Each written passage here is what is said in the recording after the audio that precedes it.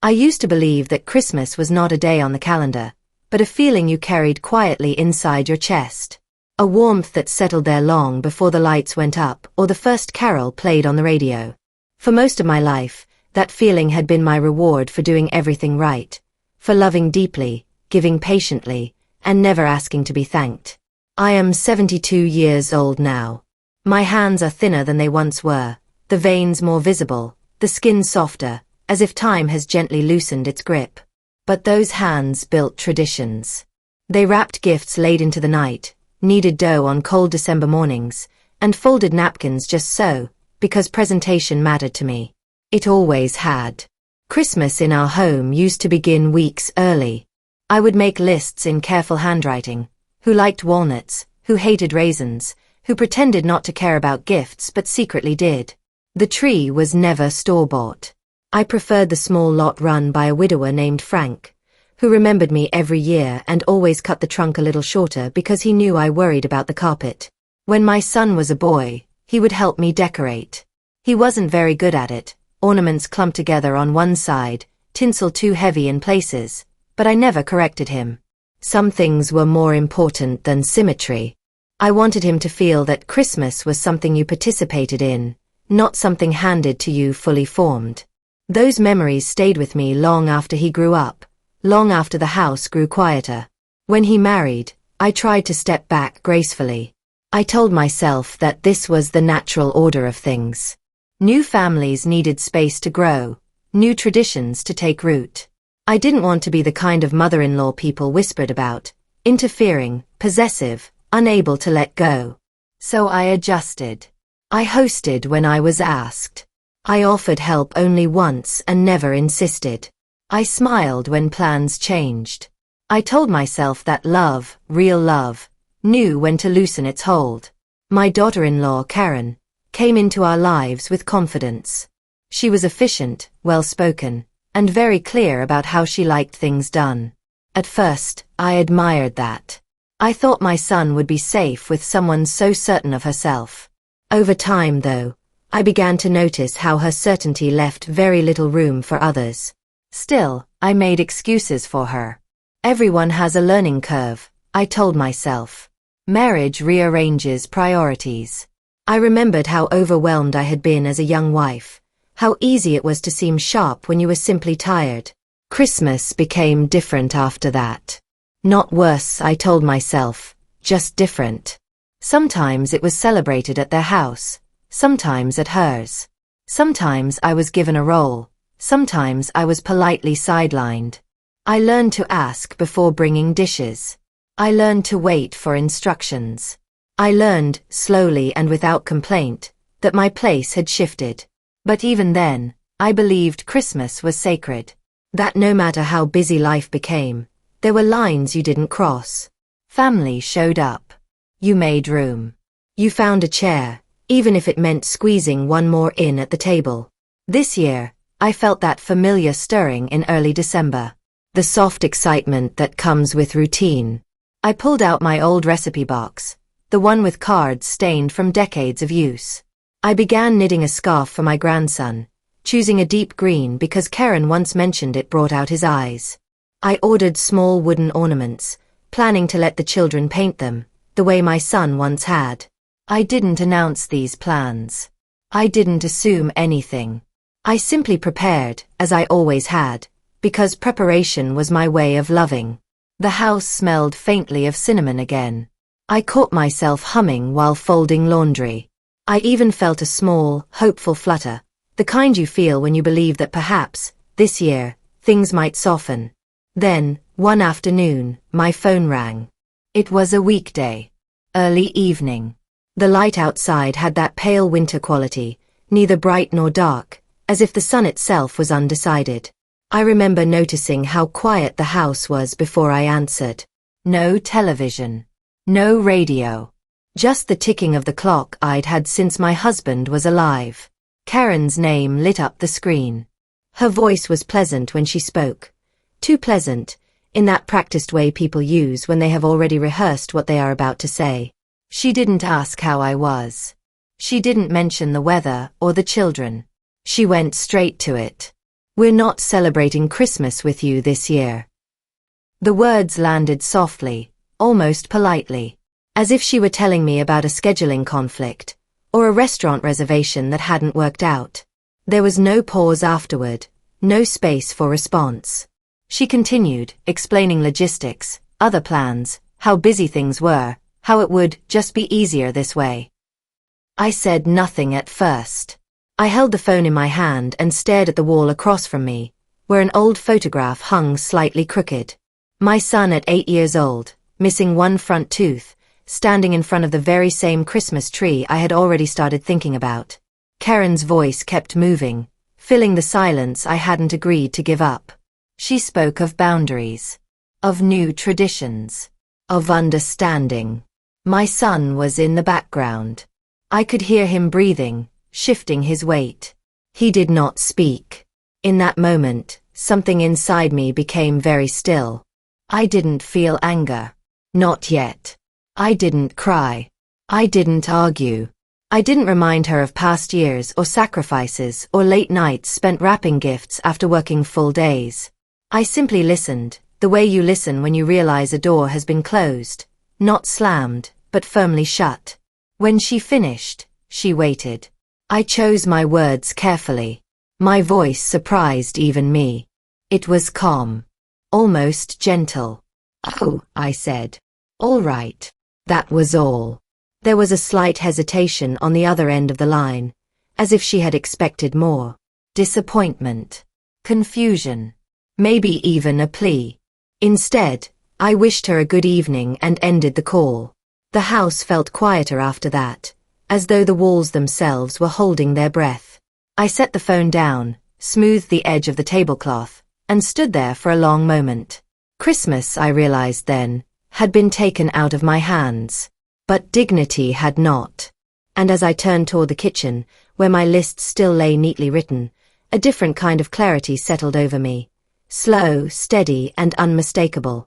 I did not yet know exactly what I would do next. But I knew, with absolute certainty, that this Christmas would not be empty. It would simply be different.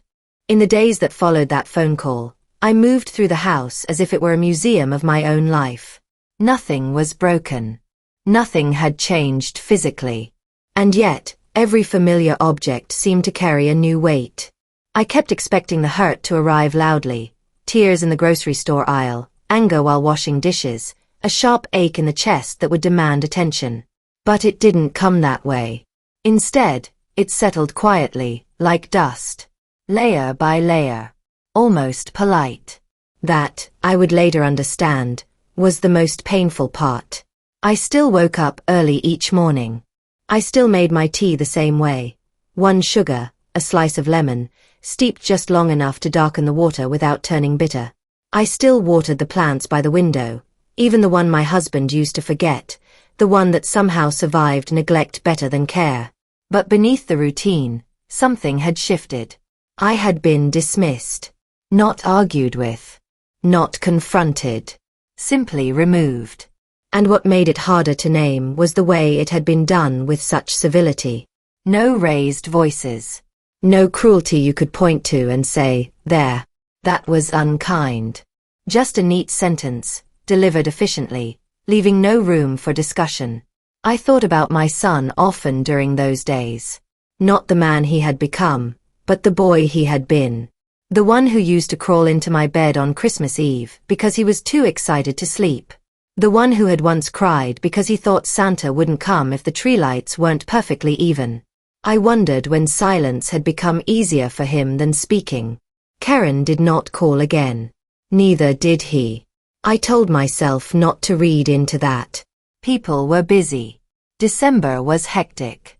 Everyone had their own stress. I had spent a lifetime making excuses for other people's absences. This was not new territory. Still, there were moments when the loneliness surprised me.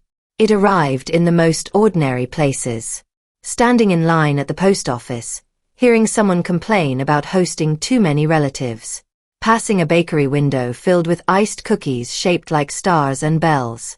Even the radio seemed determined to remind me of what had been quietly taken away. One afternoon, I took down the small box of Christmas cards from the hall closet. I had not yet decided whether I would send them. My handwriting had grown slower over the years, more deliberate. Each name required intention now. I sat at the dining table and began sorting them into piles. Family, friends, neighbors. The family pile was smaller than it used to be. I paused when I reached my son's name. For a moment, I considered leaving it out entirely. Not out of spite, I had never been good at that, but out of self-preservation. There is a particular kind of pain that comes from offering warmth where it is no longer wanted. In the end, I placed his card aside. Not in the pile. Not discarded. Just waiting. That was when the first message came. It wasn't from Karen or my son. It was from a woman named Elise, who lived 2 streets over. We had known each other for years, though not closely. Polite conversations. Occasional waves. Shared complaints about the weather.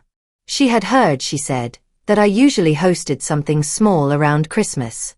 She wondered if I might like company this year. Her husband had passed the previous spring, and the thought of another quiet holiday felt unbearable. I read the message twice, then a third time. It struck me then how invisible I must have seemed, not just to my family, but to myself. I had been so focused on maintaining my place in other people's lives that I hadn't noticed how many people existed just beyond the edges of it. I replied to Elise. Simply. Kindly. I told her I would think about it.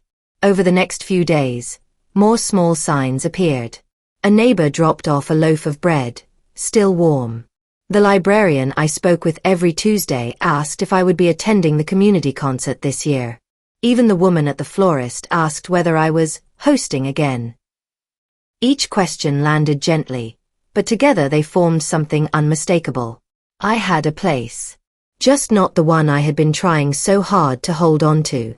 Karen, I realized, had expected something very specific from that phone call. Tears. Protest. A bargaining attempt. She had expected me to shrink, to fold inward, to accept the message beneath her words. You are no longer central. Adjust accordingly. And for a brief moment, I had. But adjustment did not have to mean disappearance. One evening, I finally allowed myself to sit with the truth of what hurt the most. It wasn't missing Christmas dinner. It wasn't the gifts or the tree or the rituals. It was the ease with which I had been excluded. The way my presence had been treated as optional. I thought about all the times I had made space. All the times I had stepped back quietly so others could step forward. All the ways I had tried to be gracious, flexible, understanding. There is a point, I learned that night, where flexibility turns into erasure. And I was standing right on that line. The next day, I did something I hadn't planned to do. I opened my notebook. It was an old habit of mine, writing things down when my thoughts felt too heavy to carry alone. I did not write a letter. I did not vent. I made a list. Not of grievances. Of possibilities. What would I like this Christmas to feel like? The question startled me. It had been years since I'd asked it without immediately factoring in everyone else. I wrote slowly. Warmth.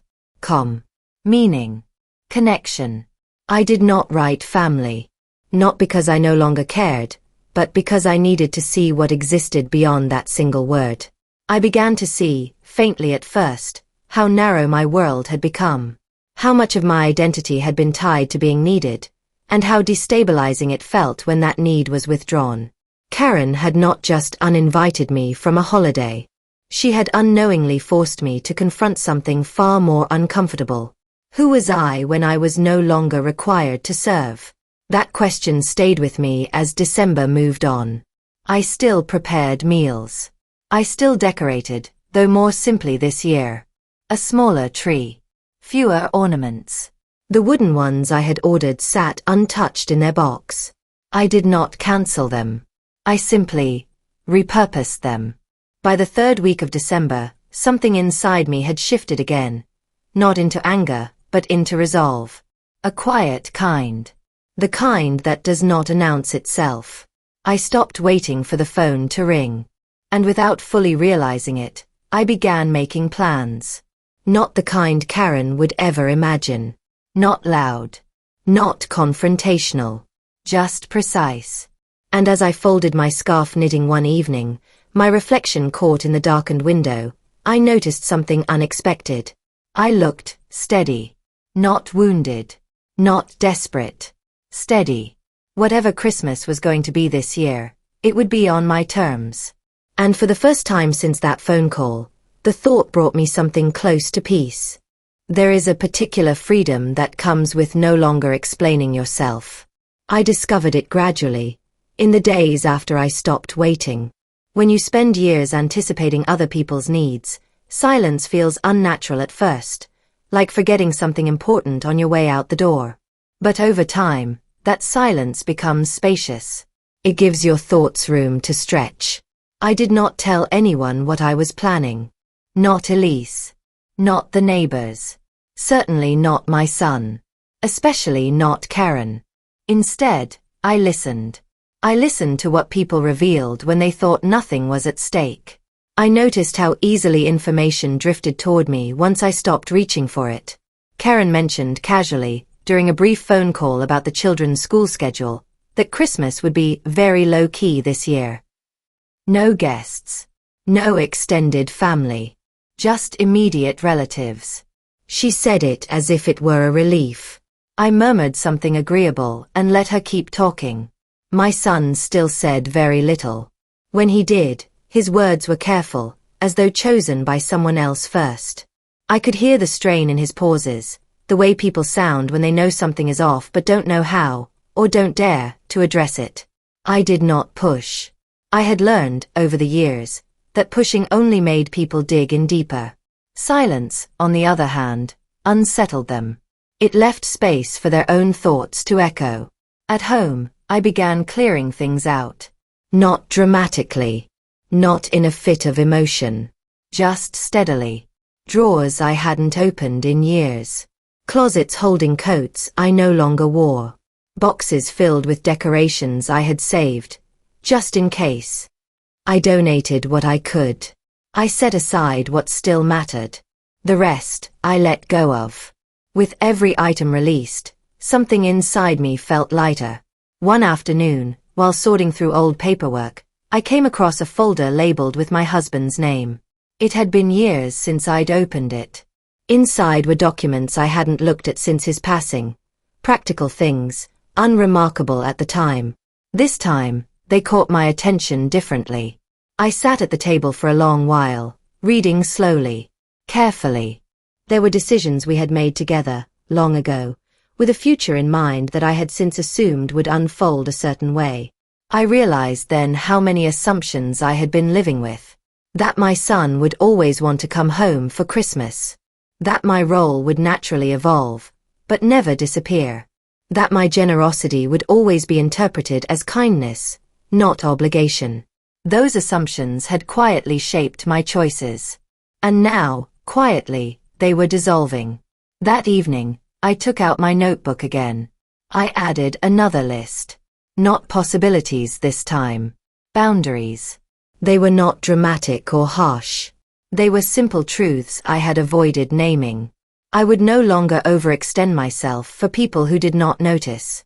I would no longer preemptively shrink to make others comfortable. I would no longer confuse access with entitlement. Seeing the words written down felt grounding. Like drawing a line on a map and finally admitting where I stood. My plans took shape slowly. They did not involve confrontation. Or speeches. Or revelations delivered over dinner. They involved logistics, timing, presence, and absence. I called the community center and confirmed my participation in the Christmas Eve gathering they hosted every year. I had attended before, always briefly, always leaving early to prepare for family obligations. This year, I stayed on the list for the full evening. I replied to Elise and invited her over on Christmas morning. Not for a large meal. Just tea, pastries, and conversation. Simple, I wrote. Warm. She responded almost immediately. relief evident even through text. I contacted the local children's charity I had supported quietly for years and arranged to drop off the wooden ornaments, along with paints and brushes. They were thrilled. They asked if I might like to stay and help the children decorate them. I said yes. Each decision felt deliberate, measured, as though I were reclaiming pieces of myself that had been loaned out indefinitely. Karen called again a few days before Christmas. Her tone was friendly, almost cheerful. She spoke about schedules, about what time they planned to open gifts, about how hectic things had been. She did not mention the uninvitation. She did not ask about my plans. I did not offer them. At one point she paused, then asked, lightly, "So, what are you doing for Christmas?" The question was casual, curious, but not invested. I recognized it immediately, the kind of question people ask to confirm assumptions. I answered honestly, but selectively. "I have plans," I said. There was another pause. "Oh," she replied. "With friends." "Yes," I said again, calmly. She seemed satisfied with that, though I sensed a flicker of something else beneath the surface. Uncertainty, perhaps. The faint discomfort that arises when expectations don't land where they were supposed to. After we hung up, I stood by the window for a while, watching the sky darken. For the first time, I did not feel the urge to call my son back, to check in, to fill the space. The space, I realized, was doing important work. On Christmas Eve, I dressed carefully. Not formally, but thoughtfully. A soft wool sweater, pearl earrings my husband had given me years ago, comfortable shoes. I looked at myself in the mirror and smiled, just slightly. At the community center, the air buzzed with quiet energy. Children laughing. Volunteers moving chairs. Someone tuning a guitar. It was imperfect, unpolished, and deeply alive. I spent the evening listening to stories, helping a young girl tie a ribbon, sharing cookies with people who did not know my history and did not need to. There was no role to uphold, no expectations to manage, just presence. When I returned home that night, my phone buzzed with a message from my son. "Hope you're doing okay," it read. I stared at the screen for a long moment. I typed back, "I am." Nothing more. Christmas morning arrived gently. No rush. No stress. Sunlight filtered through the curtains, pale and calm. Elise arrived just after 9, her eyes bright, her smile grateful. We drank tea, shared stories, laughed softly. It felt human, balanced, equal. Later that afternoon, I went to the charity center. The children greeted me like an old friend. We painted ornaments together, hands messy with color, laughter echoing in the room. As I watched them hang their creations on a small tree in the corner, something settled firmly inside me. This was not second best. This was not consolation. This was choice. At some point, I noticed my phone vibrating again in my bag. I did not check it immediately. I finished helping a boy reach the top branch. I wiped my hands. I took a breath. Only then did I look. Several missed calls. Messages. The tone had shifted. Confusion. Urgency. A question that hadn't been there before. "Are you home?" I felt no rush to respond. Not because I wanted to punish anyone, but because I finally understood something that had taken me decades to learn. You do not need to announce your worth. Sometimes, the most powerful statement you can make is living well, without asking permission. By the time I returned home that evening, the sky had already darkened. The kind of darkness that feels soft rather than heavy, wrapped around the street like a blanket. I took my time unlocking the door, hanging my coat, setting my bag down where it always went. There was no urgency in my movements. No knot in my chest. My phone lay face down on the table. I let it stay that way while I made myself a simple supper. Soup warmed slowly on the stove. Bread toasted just enough to crackle when I broke it. I ate at the table, alone but not lonely, listening to the gentle tick of the clock and the hum of the refrigerator, the quiet music of a life being lived on its own terms. Only after I finished did I turn the phone over. There were more messages now. From my son. Short ones at first. Call me when you can. Mom. Then longer. More careful. We didn't realize you had other plans. We thought you'd be here. I read them without haste. Without satisfaction. Without bitterness. This was the moment I knew that Karen had not planned for. She had expected absence to look like waiting. Like sitting by the phone. Like emptiness. What she was hearing instead was something far more unsettling. A life continuing without her permission. I did not call back immediately. Not to teach a lesson. Not to assert control. But because I wanted to answer from a place of steadiness, not reaction. When I finally did call, my son picked up on the first ring. His voice was tight. Concerned. Almost breathless. Mom, where are you? At home, I said. I just got back. There was a pause. I could hear Karen in the background, murmuring something I couldn't quite make out. We thought you'd be alone today, he said. I smiled softly to myself. I wasn't, I replied. He didn't know what to say to that. I could feel the weight of unspoken things pressing against the space between us. Years of small decisions. Small silences. Small allowances that had accumulated into something neither of us had named. I didn't mean, he began. I know, I said gently and meant it. That's part of the problem. Karen's voice came through more clearly then. We didn't think you'd make other plans, she said. Not unkindly. Just surprised. I understand, I said. And I did. What I didn't say was this.